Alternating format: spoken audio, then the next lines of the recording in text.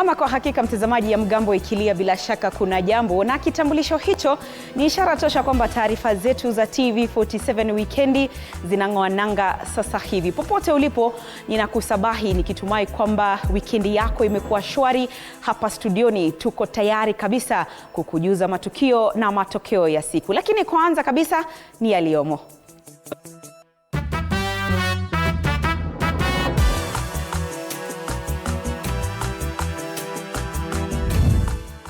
Chama cha ODM chaendelea kukumbwa na misukosuko ya ndani, kiongozi wa chama akitakiwa kudhibiti hali. Wezi wa mifugo wanusurika kifo Naivasha. Hii ni baada ya kupatikana na mifugo hao waliokuwa wakisafirishwa kwa gari la uchukuzi wa umma. Watoto wawili wafariki baada ya kuzama katika mto Gatara huko Kabete, Kiambu. Na baadhi ya huduma za mtandao na mawasiliano za rejeshwa Uganda baada ya Museveni kutangazwa rais mteule na tume ya uchaguzi nchini humo.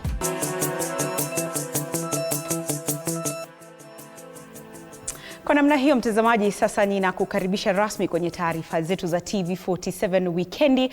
Asante sana kwa kutuchagua, lakini kubwa zaidi kwa kututeua kama kitovu cha habari za kweli na za kuaminika. Mienyi wako Andrin Kilemi, mwenzangu pembeni kwenye lugha ishara ni Roda Nyamai. Karibu. Huzuni imetanda katika kijiji cha Gatara, eneo la Kingero, kaunti ndogo ya Kabete, baada ya wavulana wawili kufariki na kuzama kwenye mto Gatara. Wakazi sasa wakitoa wito kwa mamlaka husika kuchukua hatua za haraka kuzuia ajali kama hiyo kutokea tena. Kijiji cha Gatara katika kaunti ndogo ya Kabete, kaunti ya Kiambu, kimegubikwa na hali ya majonzi na huzuni kufuatia vifo vya wavulana wawili waliofariki baada ya kuzama katika mto Gatara. Kwa mjibu walioshuhudia, tukio hilo la kusikitisha litokea muda mfupi baada ya wavulana hao kuhudhuria ibada kanisani kabla ya kuelekea kwenye mto wa Gatara na kukumbana mauti yao. Tulikuwa vijana wengi sana, tulingangana, watu walikuwa wamejaa hapa sana wengi, tulingangana na tukawapata. Wakazi wa eneo hilo sasa wanaitaka serikali kuweka uzio ili kudhibiti watu wanaofikia mto huo na kupunguza hatari zaidi. Serikali ikuje kwanza iangalie, ione venye inaweza tusaidia. Ni mara mingi sana ajali imepatikana, wageni ndio huwa wanakuja, manake hawajui mambo ya hapa. Aidha, wakazi hao wamedai kuwepo na hofu ya muda mrefu kuhusu usalama wa eneo hilo, hasa kipindi cha mvua nyingi. Ombi langu ni hapa pahali ijulikane vile inaweza tengenezwa watu wasikufia hapa tena.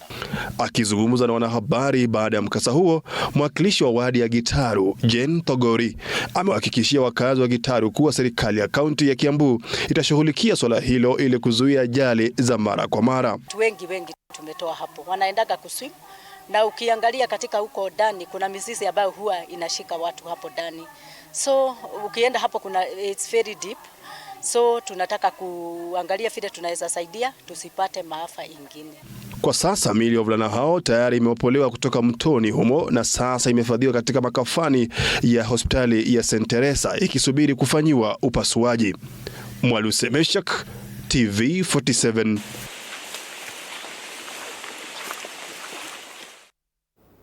Mtazamaji, tuzidi kukutaarifu nanyi kwamba chama cha ODM kimeendelea kujikuta katika mvutano wa ndani miezi mitatu tu baada ya kifo cha kiongozi wa chama hicho hayati Raila Amolo Odinga. Jumapili hii katika kaunti ya Kakamega imekuwa uwanja wa mikutano miwili sambamba ambayo imeandaliwa na viongozi mbalimbali wa chama. Katika eneo la Mabole, Butere, kaunti ya Kakamega, waziri Wycliffe Oparanya aliongoza mkutano wa wajumbe uliohudhuriwa na kiongozi wa chama cha ODM, Oburu Oginga. Kundi lingine likiongozwa na gavana wa Kakamega Fernandes Barasa likifanya mkutano tofauti mjini Kakamega. Oburu Oginga amewaambia wafuasi kuwa ODM iko tayari kujihusisha katika mazungumzo na chama cha UDA, akisisitiza kuwa nguvu ya chama iko mashinani kwa wafuasi wake na kuwa itakuwa nguzo muhimu katika mazungumzo na chama cha UDA. Hakuna mtu ambaye anaunda chama kwa opposition. Sisi chama yetu ya ODM imekuwa kwa opposition kwa muda mrefu. We want people to be members, not supporters. Sasa tukiwa na membership ambaye ni kubwa, Hiyo numbers ndio itasaidia mimi na Oparanya tukae na hawa wengine from the position of strength, tukiwa chama kikubwa kushinda vingine. Kauli hiyo imeungwa mkono na mbunge wa Suna Mashariki na kiongozi wa walio wachache bungeni Junet Mohamed, ambaye amesisitiza kuwa chama cha ODM ni chama kilichoundwa kushika hatamu za uongozi. Political parties, chama yote duniani imetengenezwa kutafuta kitu inaitwa political power. Chama sio NGO ya kusaidia watu na relief food na nini. Hiyo kaenda tafuta NGO. Chama ikitengenezwa inatafuta nini? Na unatafuta uongozi kwa njia yoyo. Ndio maana tukiongozwa na Dr. Uruburu, chama ikakaa ikasema tuungane na vyama vingine tutafute political power. Mwenyekiti wa kitaifa wa ODM Gladys Wanga amesisitiza kuwa chama kinapaswa kujipanga mapema kwa uchaguzi wa mwaka 2027 na kumpa Oburu Oginga mamlaka ya kufanya mazungumzo na vyama vingine kikiwemo chama cha UDA kinachoongozwa na Rais William Ruto. Sasa hii tunataka tuende ile Canaan ambayo baba alisema anatupeleka wapi? Canaan. Kwa hivyo nyinyi mkikubali vile mmekubali, party leader wetu aende mbele, afanye mazungumzo na Dr. William Samoei Ruto, wazungumze, chama ipate kitu pale ndani. Sisi tunataka tuungane pamoja na UDA. Hii serikali tuliingilia kwa dirisha ya 2027, tuingilie kwa mula. Mvutano ndani ya chama cha ODM unaendelea huku mazungumzo na chama cha UDA yakitarajiwa kuanza hivi karibuni na mikakati ya chama hicho kuelekea uchaguzi wa mwaka 2027 ikizidi kupamba moto. Na tume ya mawasiliano ya Uganda UCC imetangaza rasmi kurejeshwa kwa huduma za interneti kwa umma kote nchini kufuatia kumalizika kwa uchaguzi mkuu wa mwaka 2026 katika taifa hilo. Katika taarifa iliyotolewa na mkurugenzi mtendaji wa UCC, ilithibitishwa kuwa huduma za kawaida za interneti zilirejeshwa kikamilifu kuanzia saa 6 usiku wa kuamkia leo, na kwa mujibu wa maelekezo yaliyotolewa kwa waendeshaji wote wa mitandao ya simu na watu wa huduma za interneti waliopewa leseni. Mwandishi wetu Saddam Mubale na taarifa hii kutoka Uganda. Tume ya mawasiliano nchini Uganda UCC imethibitisha kurejeshwa kwa mtandao baada ya uchaguzi mkuu ambao ulifanyika tarehe 15 mwezi huu. Huduma zilizorejeshwa ni pamoja na tovuti za elimu, tovuti za serikali, tovuti za miamala ya kifedha na mawasiliano ya barua pepe. Hata hivyo, majukwaa ya mitandao ya kijamii na mawasiliano ya mtandaoni bado yamezuiliwa kwa muda. Educational resources, government portals, financial services, email and other essential online activities. In line with the directive issued to all licensed mobile network operators and internet service providers, social media platforms and messaging / over the top, or if you may, OTT applications remain temporarily restricted. Tume hiyo pia imetoa onyo kali dhidi ya juhudi za kukwepa vizuizi hivyo kwa kutumia njia mkato za huduma kama VPN, ikionyesha kuwa vitendo hivyo ni kinyume na sheria za Uganda. Of course, there are people who think that they can bypass these directives through usage of VPNs. Well, but I want to tell you that we have reasonable capabilities now, especially if you use that bypass to break the law, to attack you directly. Tume hiyo inaendelea kutoa wito kwa umma kuzingatia amani, mshikamano wa kitaifa katika matumizi ya kidijitali. The internet is a powerful tool for enterprise, education and entertainment and staying connected to our loved one. Let us use it to build, not to destroy. Yoweri Tuhaburwa Kaguta Museveni. Siku ya Jumamosi, Rais Yoweri Museveni alitangazwa kama mshindi kwa muhula wake wa 7 madarakani. Uangalizi wa Umoja wa Afrika AU wakitaja uchaguzi kuwa kwa kiasi kikubwa ulikuwa wa amani.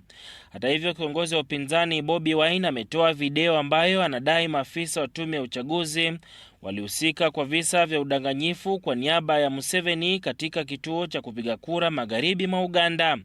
Sada Mubale, TV47, Kampala. Kutoka Kampala, mtazamaji, sasa turejee hapa nchini ambapo mpango wa serikali wa kuwapa vijana mtaji wa kuanza na kujiendeleza kibiashara Nyota, unaonuia kuinua vijana zaidi nchini kiuchumi, unazidi kushika kasi katika kaunti tofauti. Kesho Jumatatu ni zamu ya kaunti ya Nairobi kuandaa hafla hii. Akizungumza na waandishi wa habari hapa jijini Nairobi, katibu wa Wizara ya Biashara ndogo za Western Susan Mangeni amesema kuwa hafla hiyo itawaleta pamoja vijana 10,000 kutoka kaunti 4 ikiwemo Nairobi katika uwanja wa Kasarani. Mipango na maandalizi ya shughuli hii tayari imewekwa, huku Rais William Ruto akitarajiwa kuongoza hafla hiyo.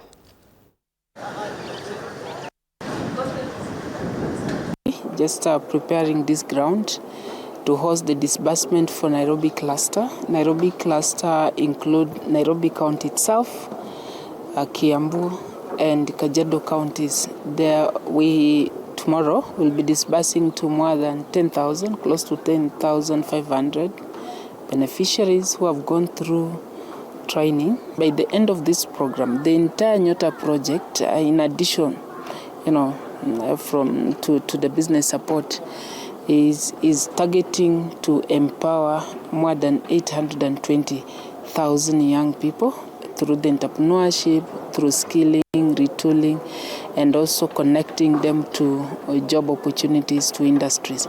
So we're looking forward to create more than direct jobs, more than 1 million jobs.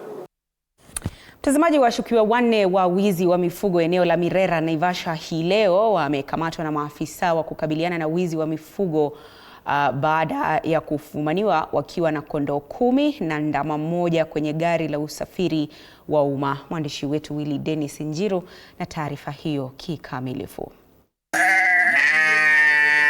Ni katika mandhari mapya kwa kondoo hawa.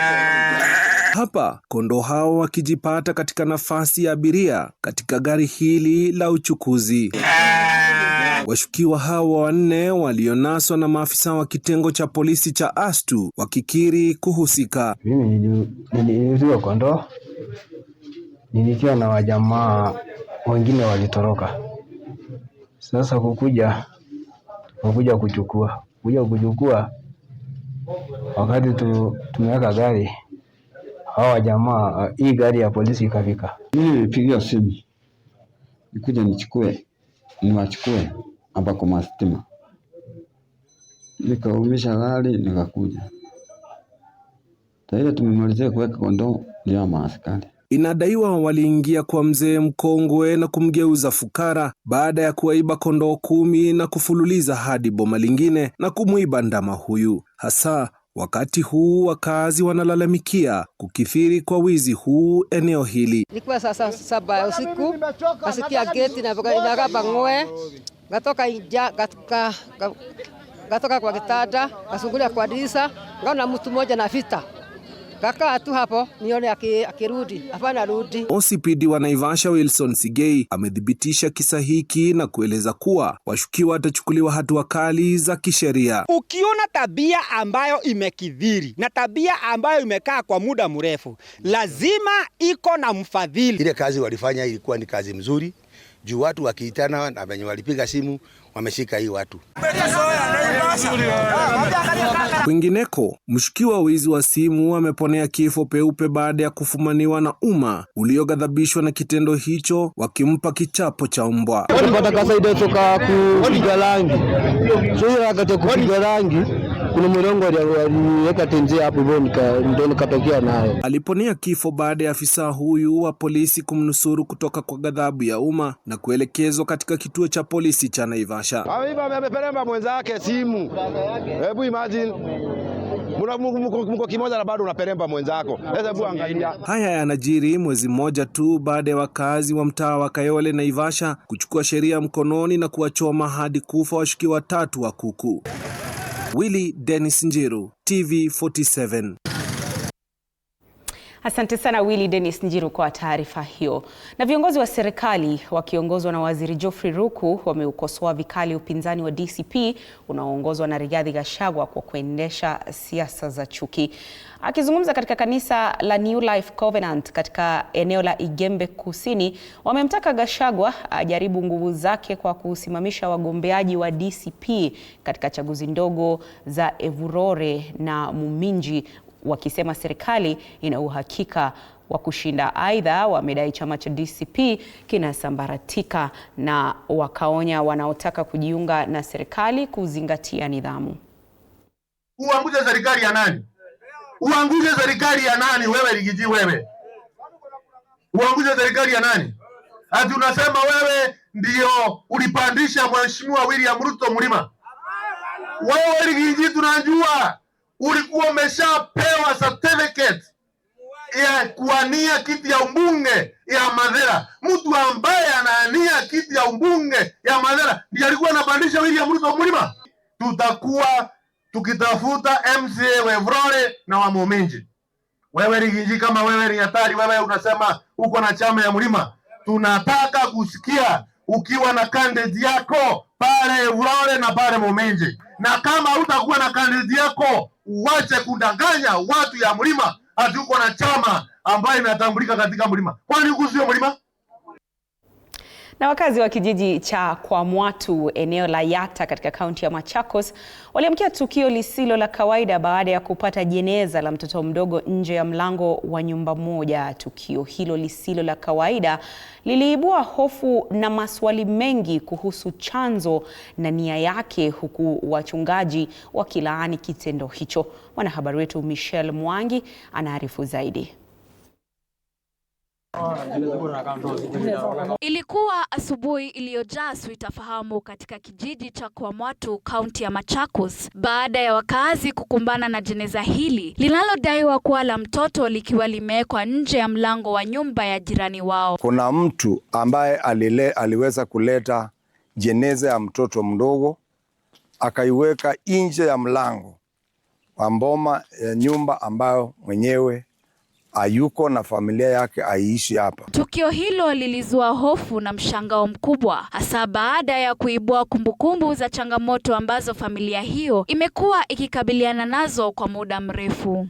Hii shida ilianza tangu 2020, tumepambana hata wa leo na tunaendelea tu na kupambana. Askofu wa kanisa la Redeemed Gospel Morris Kikului amesema tukio hilo linahusishwa na watu wanaojitambulisha kama wachungaji wanaotumia mbinu za ajabu kwa lengo la kuwatishia wakazi. Kuna wachungaji wamekuwa na tabia ya kutisha watu kwa njia ya kuwawekea vitu vya ushirikina na baadaye kuenda kwa hizo nyumba na kuwaambia ya kwamba Mungu amenionyesha shida yako, na hii shida ili iishe lazima ufanye jambo moja ama ingine. Kwa ushirikiano na chifu wa eneo hilo Susan Kingo, wakazi walitekeleza jeneza hilo, huku viongozi wakitoa wito kwa serikali kuingilia kati na kudhibiti vitendo vya ulaghai kwa jina la dini. Tuna wasiwasi, kuna watu ambao si wa kawaida ambao wanawauzia watu wetu uoga. Kwa hivyo tutasaidiana na watumishi wa Mungu na najua yote yataenda kuisha. Tukio hili linaibua wasiwasi mkubwa kuhusu ongezeko la visa vya ulaghai kwa jina la Mungu, huku serikali ikitakiwa kuimarisha udhibiti dhidi ya wahusika. Michelle Mwangi, Runinga ya TV47. Mtazamaji, taarifa hiyo sasa inatupeleka mapumzikoni. Zidi kusema nasi kwenye mtandao wa YouTube. Namuona Church Rodent, Ramadhan Abdalla na vilevile Paul Mwadime anasema anafuatilia kutoka Kilifi Kibarani. Kwenye mtandao wa Facebook yuko babake Jasmine anasema anafuatilia kutoka kaunti ya Embu. Zidi kusema nasi kwenye mitandao yetu yote ya kijamii ambako tuko live. Lakini usiende mbali, salia papo hapo, tukirejea tunarejea na taarifa zaidi.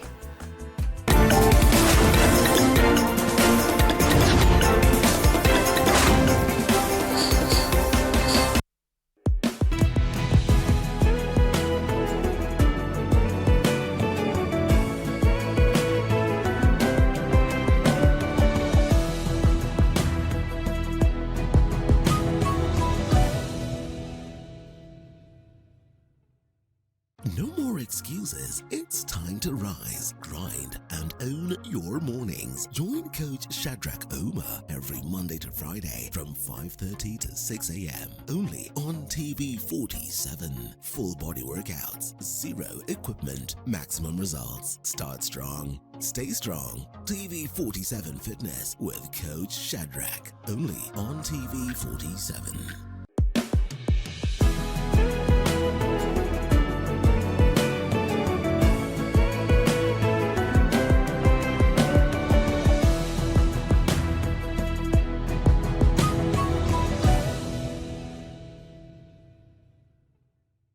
Looking for the perfect way to kick off your weekend? Pole. Hiyo ni salamu ya Mluya kabisa. Tune in to Friday with Betty, the most exciting show on TV. Betty, one tear gas. Betty, I don't know where this guy's going. From the latest news and trends to unforgettable moments. Wewe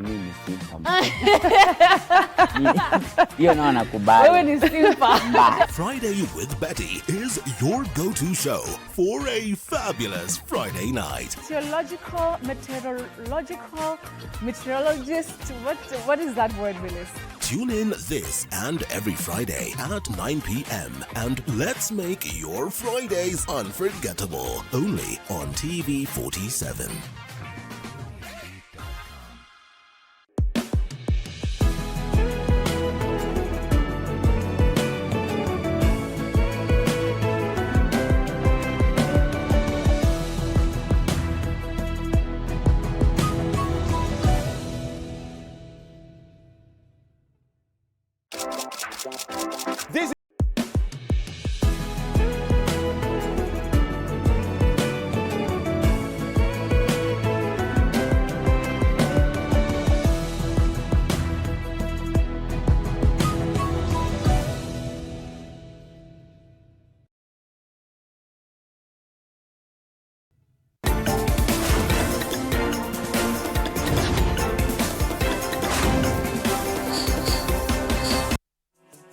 Karibu tena mtazamaji, ni zidi kukutaarifu. Waziri wa usalama Kipchumba Murkomen ametoa onyo kali kwa wanaojihusisha na uuzaji wa pombe haramu, akisisitiza kuwa serikali itawakabili wahusika. Kauli hiyo inajiri siku chache tu baada ya Rais William Ruto kutangaza rasmi kuwa pombe haramu na matumizi ya mihadarati ni tishio kubwa kwa usalama wa taifa. Mwanahabari wetu Winnie Ali anaarifu zaidi. Akizungumza katika eneo la Mosop, kaunti ya Nandi, waziri wa usalama Kipchumba Murkomen ameonya vikali dhidi ya unywaji na uuzaji wa pombe haramu na matumizi ya dawa za kulevya, akisema vitendo hivyo vinahatarisha usalama na mustakabali wa taifa. Wacha niseme Bishop, changamoto kubwa yenye tuko nayo ni pombe na mihadarati. And I want to say this, there are few characters wana operate hapa North Rift. Wanatoa hiyo pombe huko Uganda, wanaleta ethanol, wanakuja kwa adulterate, wanauzia watoto ya watu, wanaumia kwa mambo ya pombe, wanaharibu maisha yao, wanaharibu pia uzao wao. From the marching orders of the president, we have put together the team, na mtakuwa mnasoma tu kwa gazeti ni nini imefanyikia wale ambao wanafanya tabia kama hiyo. Aidha, Murkomen amewataka wazazi, viongozi wa kijamii na vyombo vya serikali kushirikiana kikamilifu katika vita dhidi ya pombe haramu na mihadarati. Na mimi nataka kuomba kwa kanisa hii, tusiwache hii vita kati ya dhidi ya pombe na mihadarati ikuwe ni ya serikali peke yake.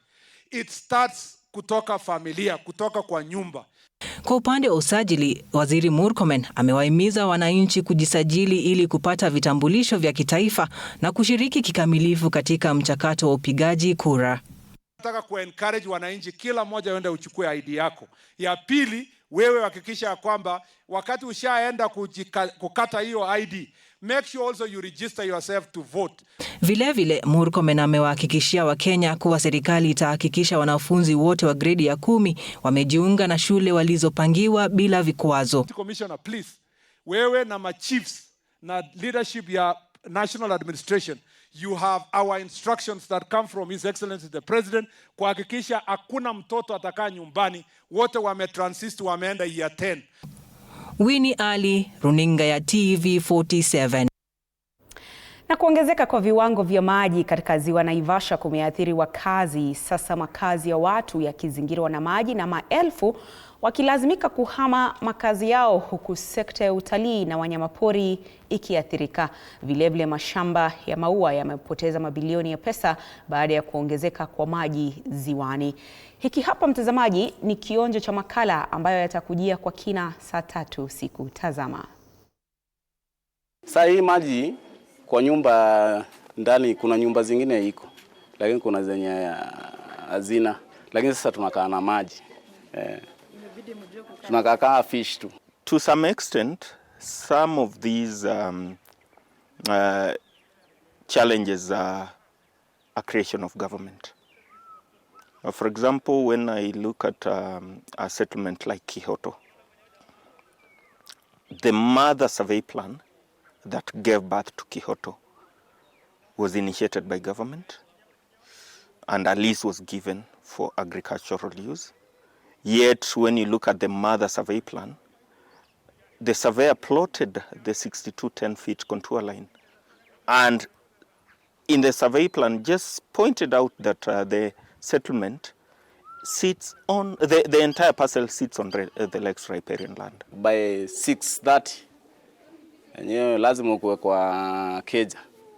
Juu pia hizi hippos yuko mbali, ziko around 300 meters tu, zinakaga tu kwa maji. Mali maji iko size ya 4 feet. Inabidi hata sisi hapa ikifikia masaa ya saa 1 hii saa 12 kila mtu anaanza kupanda juu. Hippo akishatokea unajua anaenda mbali ili arudi akule, akirudi akisha kupata pale atakubali. Unapata kama mimi ni muadhiriwa. Kaunti yenyewe ni kama ilisahau watu. Yeah. Kuna msaada hii uonekana hapa, na ikipatikana ni kwa wamoja tu wenye wanajuana.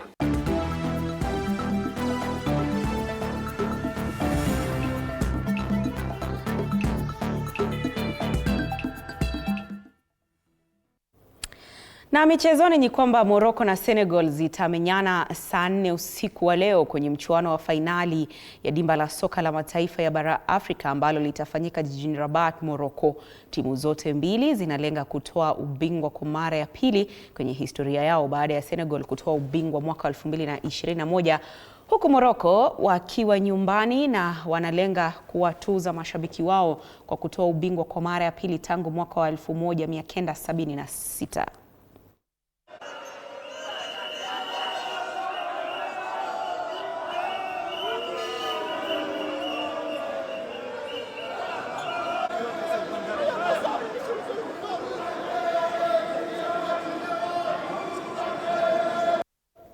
Na Gor Mahia wameandikisha ushindi wa mabao 3-0 dhidi ya Mara Sugar kwenye mchuano wa ligi kuu ya kandanda uliochezwa ugani Nyayo. Gor Mahia walifungua ukurasa wa mabao mapema katika dakika ya 15 kupitia bao la Felix Oluoch kabla ya Sheriff Musa kufunga la pili, huku Sam Kapen akifunga ukurasa wa mabao dakika 5 kabla ya mchuano kukamilika.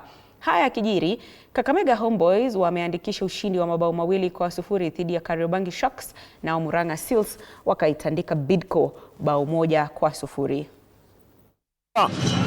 Polo Choga akamimina crossi kwa Felix Oluoch Mboya. Move ambayo wakugusa mpira Mara Sugar. Face ya kwanza, ya pili na ya mwisho. Finishing nzuri yake Felix Oluoch Mboya. Nafikiria leo naweza kusema kongole kwa Gor Mahia. Wali deserve the win. I think they were more superior and better than us today. Lazima tuwapatie hiyo pongezi, ndio pia sisi tufungue room ya kuweza kuiona mpira kwa nafasi ya pili ili tuweze kukua bora mechi ambayo imefuata. Well, I want to talk about today's game. We knew we were going to control the game, and so as you can see, we brought in a lot of ball jugglers, Jackson, Alpha, and Pius. They are people who can play, and exactly what we expected is what happened. We control the game. We've given them we have a lot of options, whether to attack from the wider areas, wings, or play in between. And today they have the option to make that decision. They took a very good decision in terms of how we played the first goal from the wider areas and score. So it's been good. We were very, very happy how they processed everything. You know, they were calm. They kept the ball very well. We pushed the ball in a very quick manner, and that is what we expected. We are pleased to have players, at least, who listen and doing the right thing.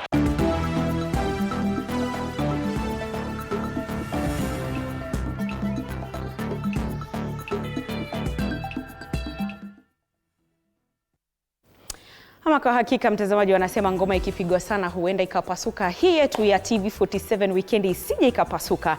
Hivyo basi sina la ziada, ninakomea hapo kwa sasa. Asante sana kwa wote waliofanikisha taarifa hizi. Shukrani kwako mtazamaji siku zote kwa kushabikia runinga hii ya TV47. Nimekuwa wako Andrin Kilemi, mwenzangu pembeni kwenye lugha ishara ni Eroda Nyamai. Kwaheri kwa sasa.